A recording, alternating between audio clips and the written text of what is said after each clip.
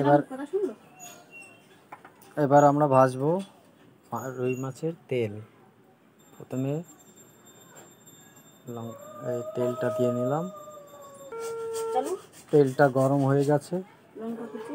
এবার লঙ্কা কুচি প্রথম দিলাম,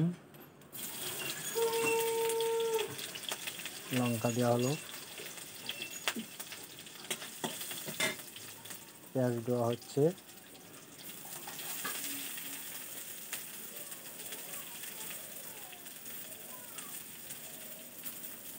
এবার নেড়ে চেড়ে নিয়ে রসুনটা দিয়ে দেওয়া হচ্ছে।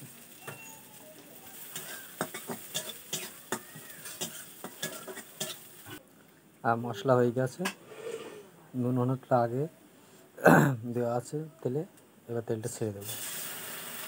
ব্যাস, হলো মাছের তেল, রুই মাছের তেল।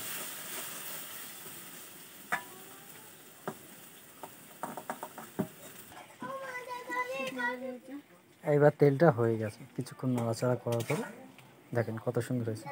এই দিয়ে আপনারা এক থালা ভাত খেতে পারবেন, খুব টেস্ট লাগে, আপনারা খেয়ে দেখবেন। এবার আমরা নামিয়ে ফেলছি।